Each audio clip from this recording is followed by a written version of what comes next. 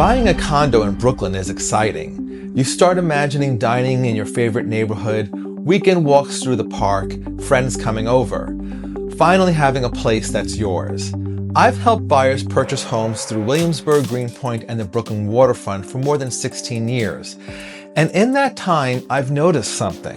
The buyers who are happiest a few years after they move in aren't always the ones who bought the biggest apartment or in the newest building. They're the ones who avoided a handful of very specific, very avoidable mistakes.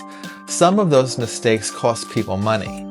Others cost them something even more important, their quality of life. So before you make one of the biggest purchases of your life, here are 6 mistakes I see Brooklyn condo buyers make and how you can avoid each one. Mistake number 1. Falling in love with the apartment before the neighborhood. This is the biggest mistake I see by far, and by a wide margin. Someone finds an incredible apartment, beautiful kitchen, amazing views, or luxury finishes, and within minutes, they're emotionally attached. But you're going to spend a lot more time outside that apartment than you realize. Where do you buy groceries? Where do you get your morning coffee? How long is the walk to the subway? Is the block loud on a Friday night? Is it dead on a Sunday? I once had buyers fall for a unit on the kitchen finishes alone. During the contract review phase, I suggested that they walk the neighborhood, and they did. They then realized that the block runs a full commercial loading zone every morning. It was a good thing that they did this before signing the contract, and eventually they pivoted elsewhere. That may not be a reason to walk away for everyone, but it's important to know everything and anything before you sign, not after move-in. The apartment is what you purchased. The life you will be living there is actually what you're investing in. So before you decide whether the apartment feels right, ask yourself whether the neighborhood feels right first. Mistake number 2. Touring only during the best time of day.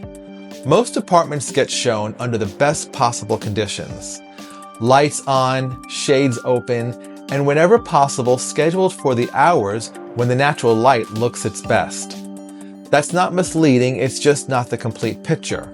An apartment that feels bright and quiet at 2 o'clock on a Saturday can feel very different at 8 a.m. on a weekday morning.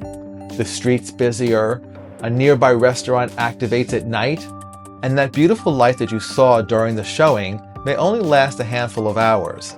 This matters especially in New York City, where a block's character can shift completely from block to block. My advice is very simple. Come back, visit during rush hour, walk the block after dark.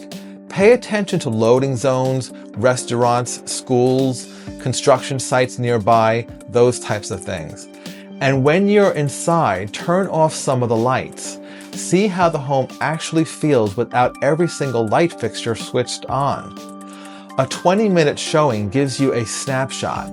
You're not buying the apartment for 20 minutes. You're buying it for every morning, every evening, every season. Mistake number 3.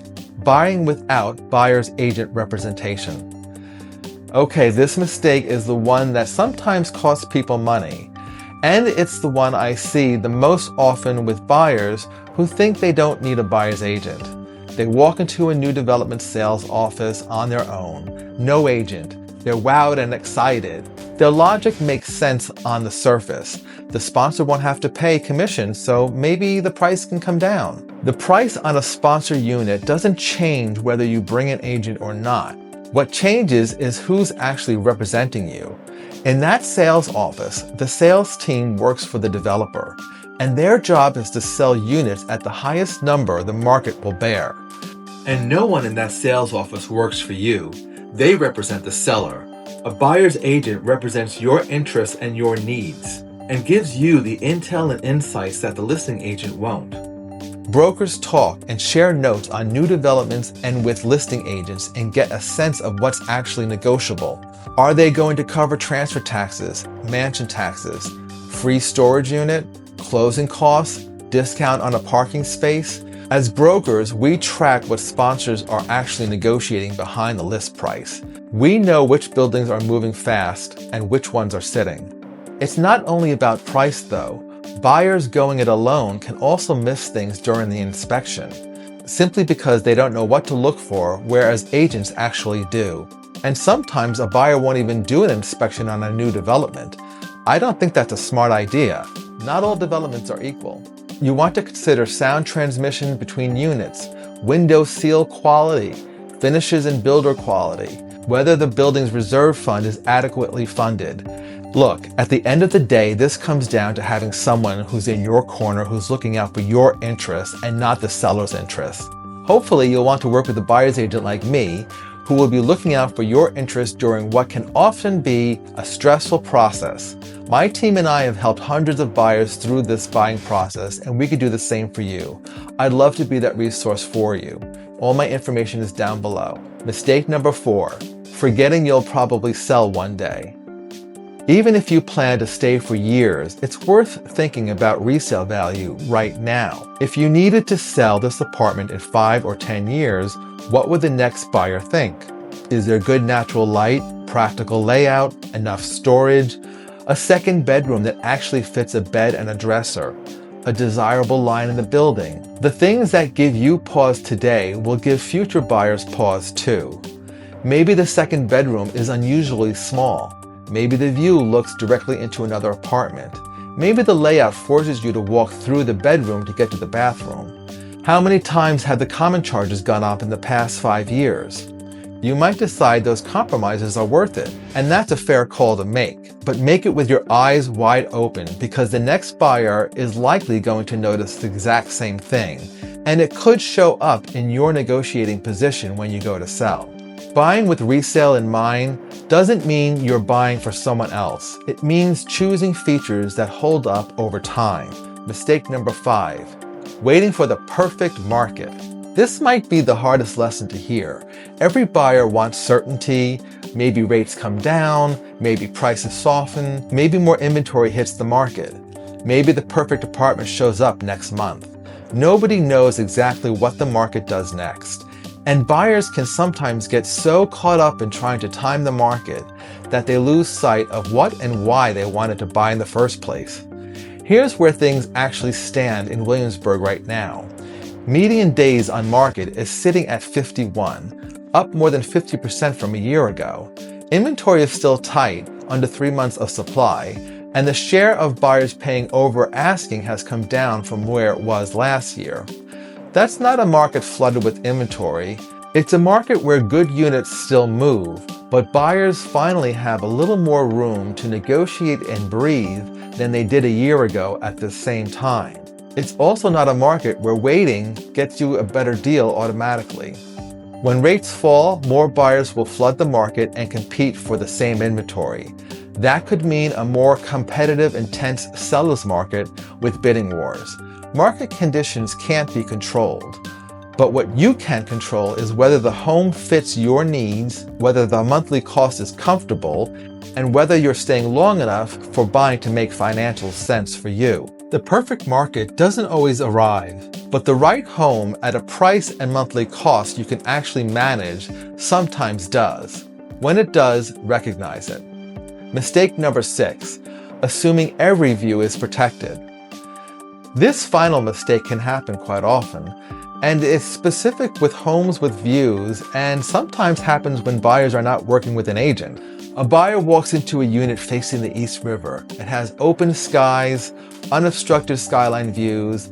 They may assume that view is permanent. Sometimes it isn't, unless you can answer one question. Is that view protected? Is that view protected by a park, a landmark, or open water? Or is it protected by nothing more than the fact that there is an empty lot in front of it that hasn't been built on yet? I know of another buyer who purchased in the Flatiron. He had an open view of the Empire State Building. A few years later, a building rose on a vacant lot that completely engulfed his view of the iconic landmark. The new building was built on a lot between his unit and the Empire State. A vacant lot could look like permanent open space for years until one day a foundation goes in and the view changes completely. Before you pay a premium for a view, ask yourself these 4 things. Is there a vacant lot? What's the zoning on that parcel? What's the maximum buildable height allowed there? And has a permit or filing already been submitted for that site? A diagonal view across an empty lot is not the same guarantee as a direct water view. From inside the apartment, they can look identical. On paper, they are not. It's the reason that direct water-facing units command such a premium. Buying a condo isn't just about finding the nicest kitchen or the building with the most amenities. It's about understanding the apartment, the building, and the neighborhood you're actually buying into, and if they fit your life and lifestyle. Visit more than once. Look beyond the finishes. Think about the home's resale value several years from now, and never assume that what you see during a single showing is the entire story. So if you're thinking about buying in Williamsburg, Greenpoint, Dumbo, or anywhere along the Brooklyn waterfront, I hope this video will help you make a more informed decision. And if you're in the market for a home purchase, please reach out to me directly, and we can schedule a Zoom or a call to discuss your goals. I'm Ralph Modica, and all of my information is down below.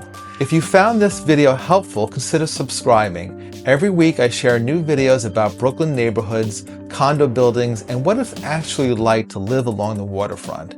Thank you for watching, and I'll see you on the next one.